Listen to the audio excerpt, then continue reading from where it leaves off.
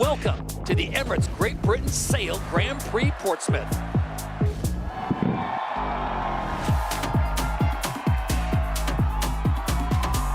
Oh, disaster! What a move by the British!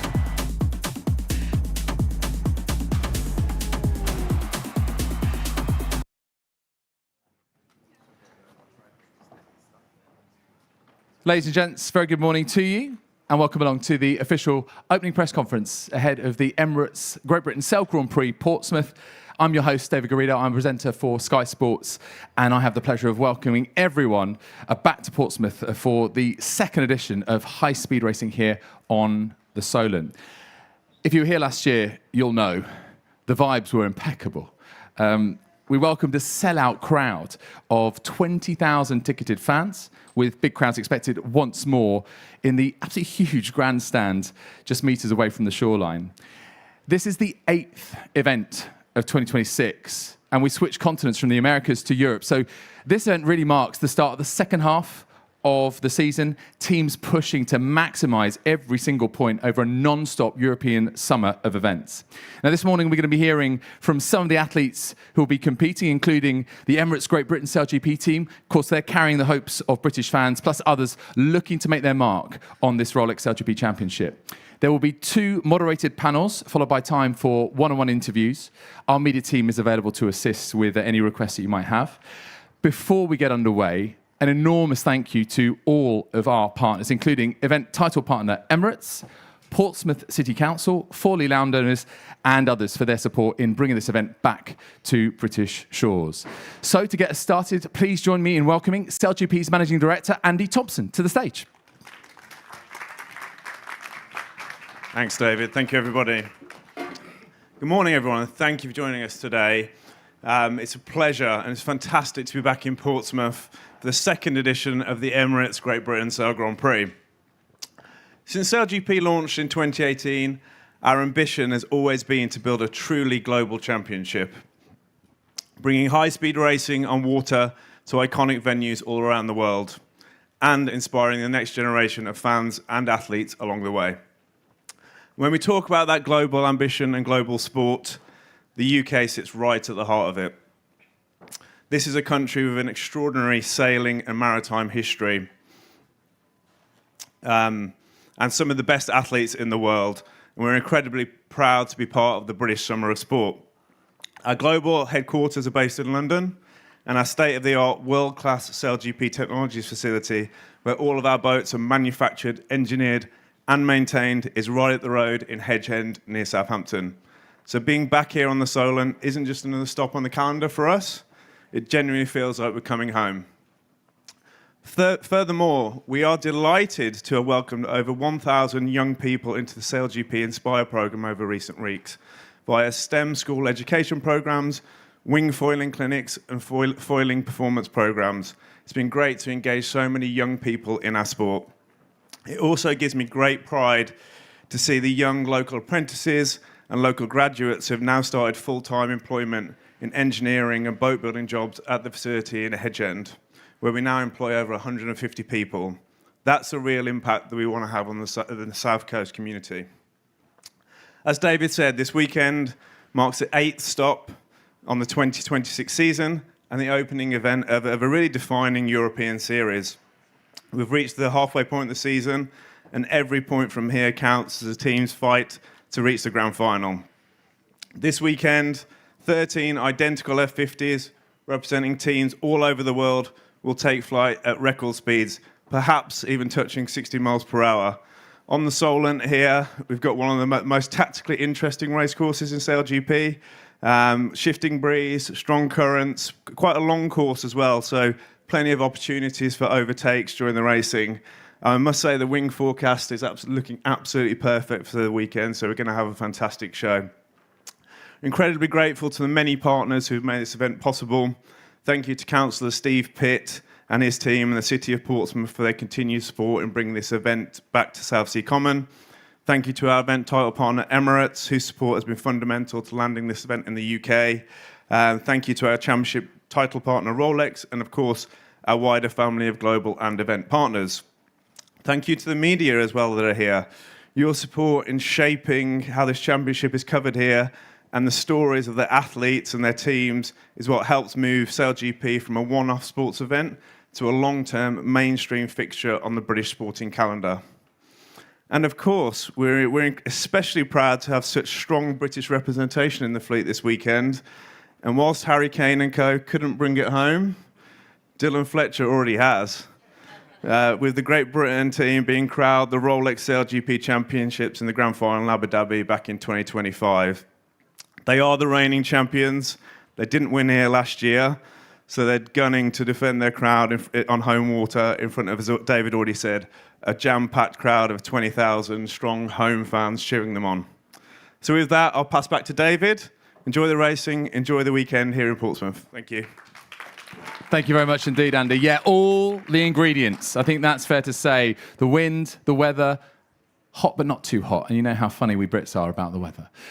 And as we mentioned, elite athletes, the very best in the world, will be gracing us with their presence here. Speaking of which, let's bring two of them on. Representing the home team, Emirates Great Britain, driver and Olympic gold medalist Dylan Fletcher, and strategist and double Olympic champion Hannah Mills. Welcome, guys. Come take a seat. It's nothing like the MD putting a bit of pressure on you, Dill, is it? Let's just talk a little bit about what it's like to be here. I mean, Hannah, listen. First of all, welcome home. And yes, I mean, Andy mentioned this. The difference here is you're not just racing on home waters. You're doing so as reigning Rolex SailGP champions. So I just sort of wonder, what does it mean to race at home in front of nearly 20,000 fans with that title? And what are you looking forward to most as the weekend unfolds? Wow, David. Yeah, honestly, just excited, to be honest. The opportunity to get to race at home in front of a home crowd this big is so unique. And I think for us as athletes to get that opportunity, it's just massive. It's something we dream of doing. So, yeah, really excited, really proud to be here representing GB. And, yeah.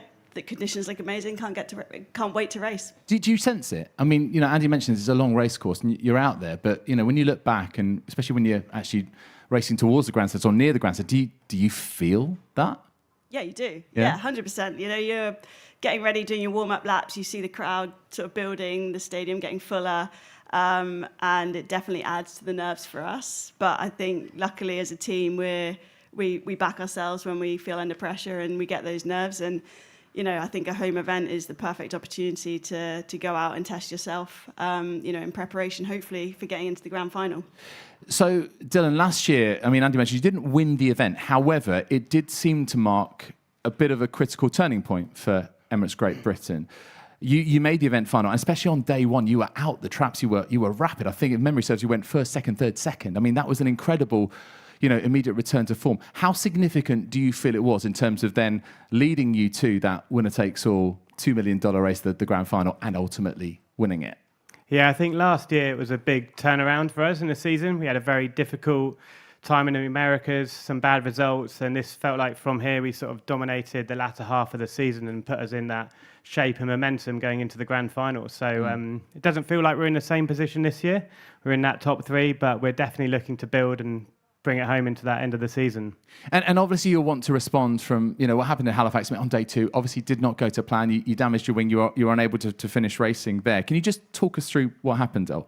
Yeah, we were having a great warm-up, really feeling good, and we were starting to push the boat. And, yeah, had an incident in the bearway. There was sort of a combination of number of factors as it is. A bit of an unusual mistake for us. We don't often push over the limits that hard, but obviously a very painful one for the team in relatively benign conditions that broke the wing and cost us the race weekend. It looks pretty dramatic. Is it dramatic on board? It felt quite dramatic, given there wasn't a lot of wind.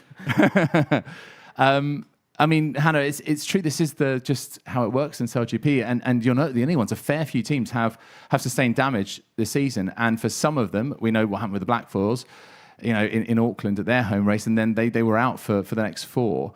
So you're quite quickly back on the start line. Hopefully your boat is in impeccable condition for this weekend. Just give us a sense of what that job entails, just getting it back to the start line, especially the work done just down the road from here, SailGP Technologies that Andy mentioned. Because, if you do sustain real damage, it can really hurt you in the championship, can't it? Oh, it's massive. And I think there's a lot to when you have damage as well and where you are. How close the next events are and there's a lot to kind of how quickly you can get back on the water. But I guess a huge thank you to SailGP and the tech team and everyone that's got us back on the water. It's no mean feat. There's a lot of work gone into getting the wing repaired in particular. A huge thank you from us for that. Just very grateful to be back on the water in quick time. I remember watching the race in Perth at the start of this season, and boom, straight out of the traps, defending champions win the opening event. And then, you were relatively consistent, and it sort of dropped off since then, your form. What's been the biggest challenge? SailGP is so tough. You can feel like things are firing, everything's going well, things are clicking, and then, for no obvious reason sometimes, it just starts to undo a little bit. And I think the challenge is always trying to find the little things that make the difference to get back on top again. And I think for us, we've got a slightly new team this year, and I think that always changes the dynamic slightly, and there's lots of learning, and the goal was always to just learn throughout the year and hopefully get into the grand final and be ready to race in that final. And I guess I'm just really proud of the team. We've had some really tough events for different reasons, but we've definitely backed each other, and we're in a really good place, and we're excited to race this weekend. And as you both know, SailGP is always changing, it's always evolving, and the big news ahead of this event is that we are racing in groups. We've split the fleet, and it's going to continue like that. That's the intention anyway, throughout the rest of this 2026 season. How does that decision affect Emirates GBR, and how does it affect in any way how you prepare, Dylan? Yeah, I think we've done it a couple of times now. I guess unfortunately we missed out on the racing in Halifax, but it definitely changes things. We've been discussing as a team, especially for the start, which is so important in SailGP. It's sort of a mix between a full 13-boat fleet and the final sort of style starting. So it definitely changes things. You have to roll with the punches and as ever, like constantly adapt. The level's constantly moving on, and we're just trying to continually improve as a team and ever seeking that perfection.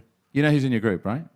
Yeah. You've got the 4 teams. We were chatting about this on the way in. The 4 teams who are directly behind you in this Rolex SailGP Championship. How do you feel about that?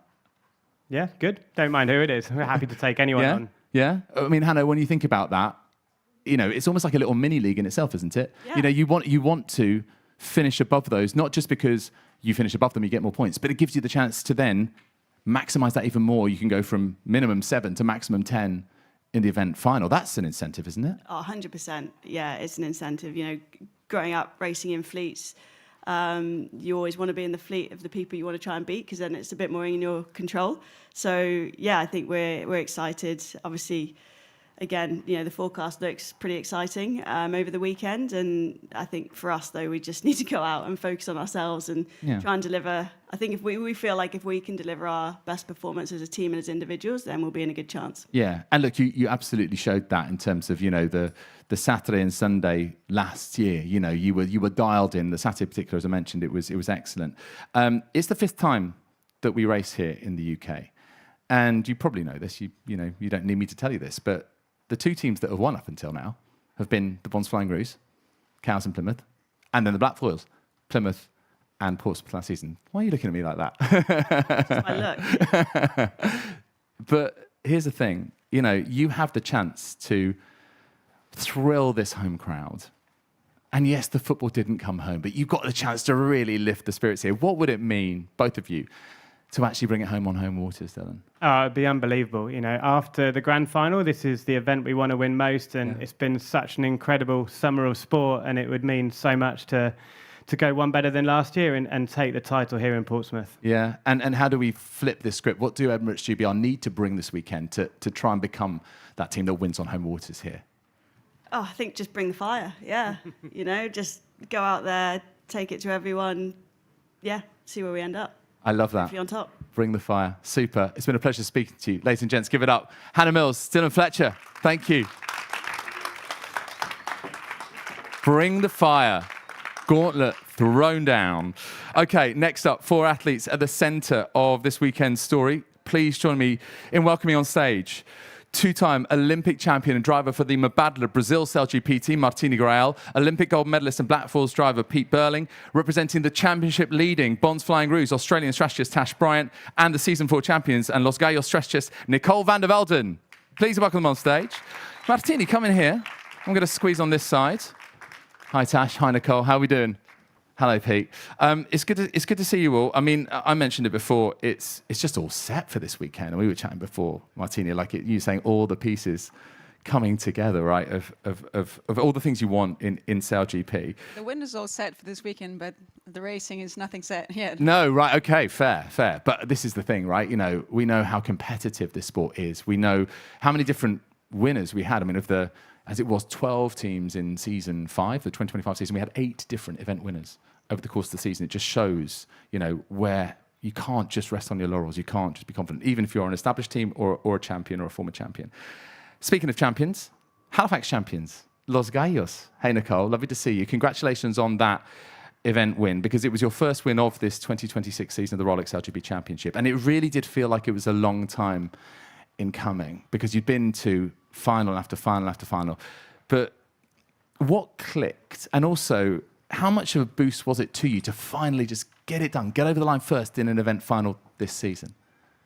Yeah, I think it's been a bit of a weird season for us, having some technical issues in a few events. And then I think in the events we could sail, we've actually been performing really well and just couldn't get that final to click. But yeah, I think we've been working this whole season in a very good direction. And in Halifax, we just managed to just get it right.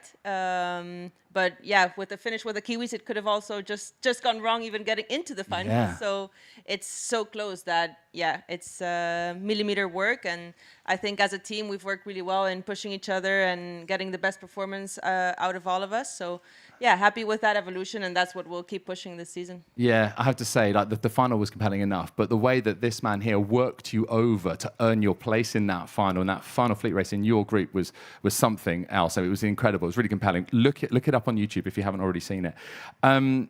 Tash, obviously, Los Gallos winning meant that your winning streak with the Bonds Flying Ruse had ended in Halifax. You'd won 3 on the bounce before then, but you know you still got decent points for 4th place. So in a way, you know, you reached the event final again, and you got a decent points haul. You didn't win. So does that kind of keep you on your toes? Is it kind of almost like a reasonable outcome? If you're not going to win, well, you still get good points, and you know, you just make sure that you stay honest and true to the goal. Yeah, I mean, sometimes we finish an event and we're like, oh, well, at least it was good for the season point score, because ultimately you need to be consistent to get through to the grand final at the end of the year. But yeah, we still sit there kicking ourselves a little bit, because you always want to come out on top of every event if you can. Yeah, definitely a little bit of fire in the belly for this one. Can I ask about one of your teammates, one of your crewmates? There's been some chat on, especially on the SailGP socials as well, around Ian Goobs Jensen. Now, he joined you from Emirates Great Britain. So basically, he's taken the winning feeling from them and brought it to you. It seems like he's almost a bit of a lucky charm. He's seen by some as a kind of MVP. Is he? How valuable is he? Yeah, Gooby is incredible, and he's really fit into the team really, really well, actually. It's really fun on and off the water, and I feel like we're all learning a lot from him.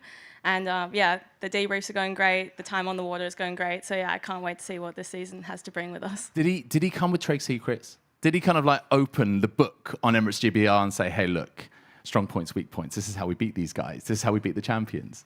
I mean, last year was a tricky year for us. I felt like we had made quite a few gains throughout the season in certain conditions, and it felt like everything was slowly coming together, but we just didn't put it all together last year, and the pieces were just about in place. And I think this year, with what Gooby's brought to us, it's kind of all clicked. So yeah, he's definitely brought like a little bit of knowledge with him, but for sure, we were pretty close, we felt, last year in some areas, and what he's brought to us is just kind of putting it all together. So it's been really good.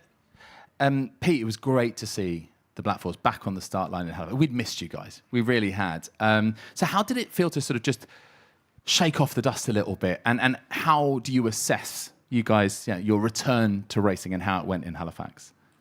Yeah, it was definitely great to be back. 4 months is a very long time watching the league. And probably sitting on the other side, you know, a lot of time spent in lounges like this. Yeah. But yeah, incredibly exciting time for the team to be back out there racing, and also with the new ownership groups.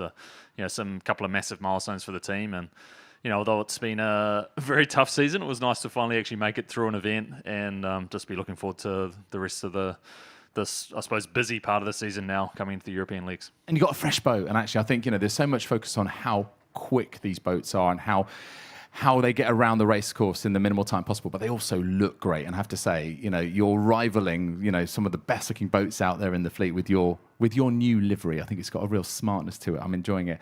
Obviously, the Black Force defending Portsmouth event champions, but you are in a very different place to where you were last season, because obviously you missed the previous 4 events. So where do you set your targets now for this 2026 season as you look ahead to this sort of European swing?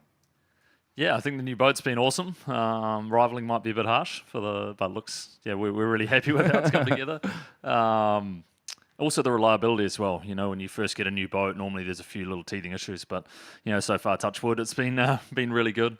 And yeah, for us, the rest of the season, it's really always a kind of double-edged thing. You're trying to look ahead, make sure your development and progression's going as well as it can. But also we're here to try and win these events. We had an awesome event here last year, and really going out there this weekend trying to do that again. Yeah. So you're still going for the maximum outcome, even though at the moment you're not in that title conversation.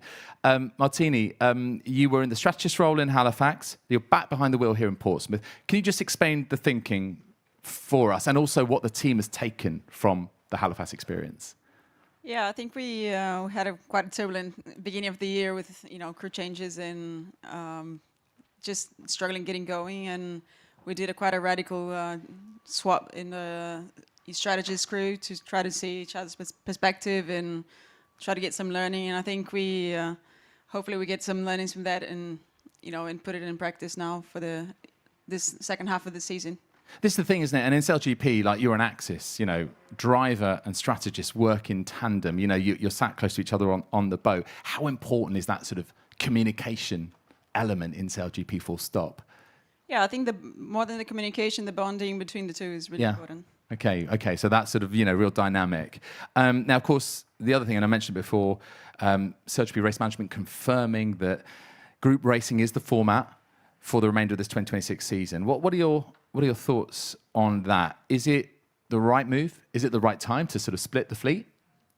Well, it's definitely less stressful in the race course, but I think for our team, it could be a little bit harder. But I think for the sake of safety, and also for how going around the course with less people is definitely less busy, and a little bit, I think, better with the winds, especially when you get venues when it's so strict on space and you need to.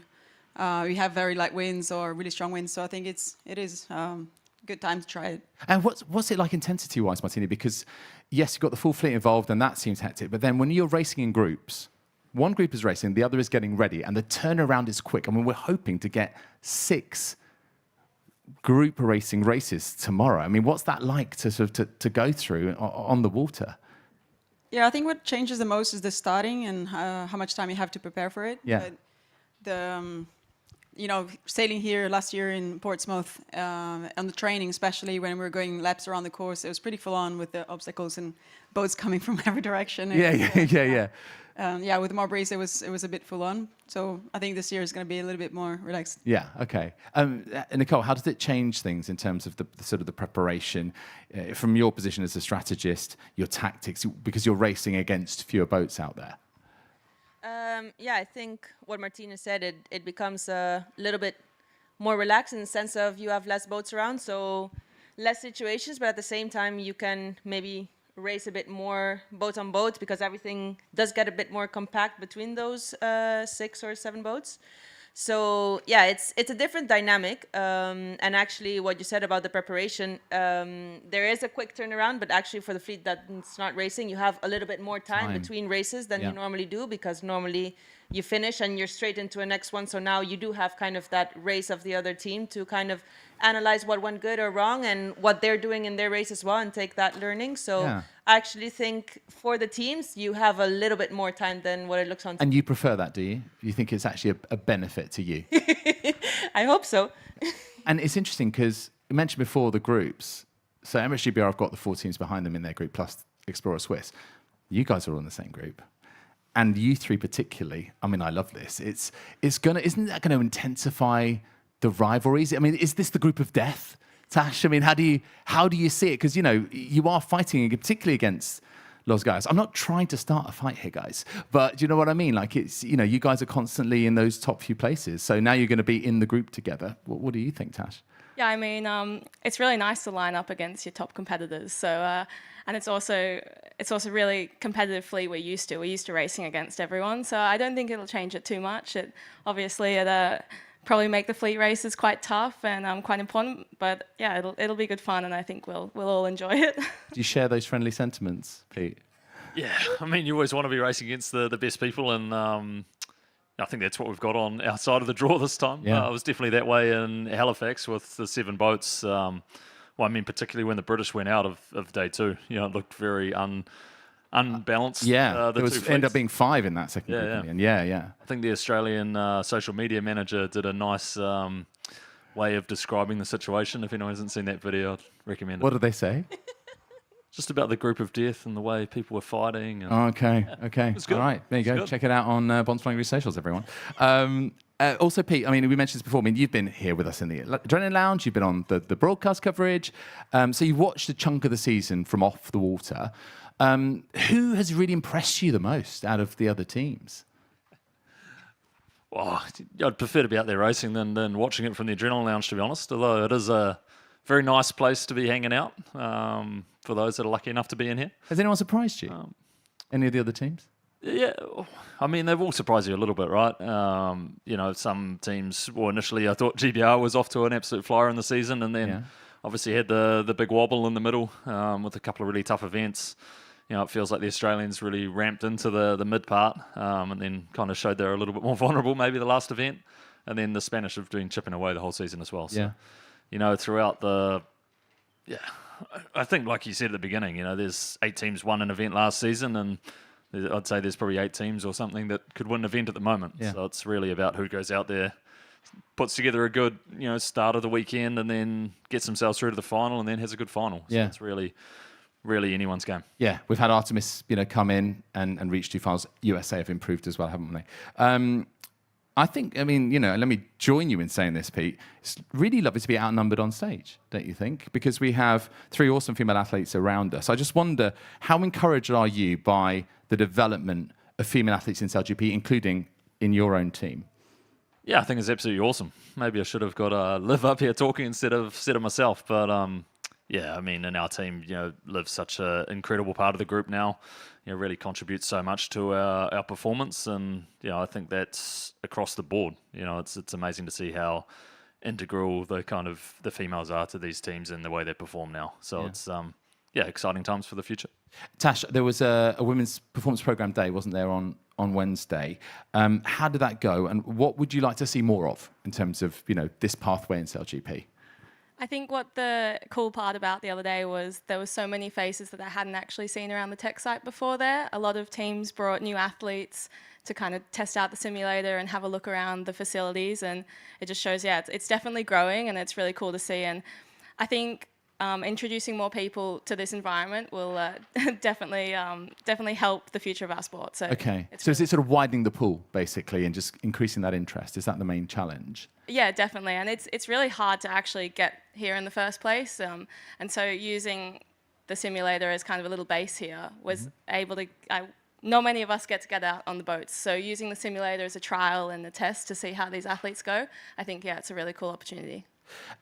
Just before we close, a couple of questions sort of looking ahead. Nicole, SailGP has already confirmed a 14th team, an expansion team in 2027. And we know what happened when Artemis came in. Everyone was suddenly like, oh my goodness, are we under threat here? Who are they going to poach? And they ended up signing athletes from other teams. Now, I wonder whether the poaching rumours have already started as we get towards the end of the season. Do you guys feel like a very settled crew and that you will remain that same settled crew going into 2027? Well, I definitely hope so. I haven't heard many poaching rumors. Maybe I'm not enough in the rumor area. I need to get myself out there. But at least in the team, if there are any, people are keeping it to themselves. So Okay, so all No, quiet but as far as you know. I think it's good and it's natural and it's nice to see that people see kind of the qualities in other people inside the league, and it's also kind of like, yeah, I think in our team as well, there are some incredible athletes, and I feel very fortunate to have those people next to me on the boat. So yeah, I think it's only natural that people will try to contact them. So we'll see what happens, but I think as a team we're feeling very strong, and we have a really strong team bond, and it's also something we try to work on very hardly inside the team to keep that team bond going, and I think it's important for the performance. So I hope everyone feels that and would like to continue. Yeah, I think it was one of those sort of emerging narratives from sort of last season to this season, the kind of transfer market of athletes, in particular the merry-go-round of wing trimmers that were just moving from fleet to fleet to fleet, from boat to boat. And Martini, you've had, what is it now, a season and a half under your belt with Mubadala Brazil. There have been some real breakthrough moments, particularly New York last season, Cadiz as well, I remember. But what does success look like for you this weekend? What would you like to see? I think success for us comes more within the team than outside, and I think if we can pull the team together and just perform well as a team, I think I would be pretty happy. Fantastic. Guys, as always, it's such a pleasure having you on stage. It's so wonderful speaking to you ahead of the weekend. Really appreciate your time with us here at the official press conference. Ladies and gents, speak it up. Nicole, Tash, Pete, and Martini. Off we go, guys. Thank you. Okay, well, thank you to all our athletes. We wish them the best for this weekend. That's pretty much the end of the formalities of the press conference. The athletes head to the media interviews from here. If you have any, please just work with our media team to arrange that. Tomorrow's action, by the way, just to remind you, gets underway 4:30 p.m. There are still limited tickets remaining. SailGP.com/Portsmouth, and we'll see you then. Thank you very much indeed.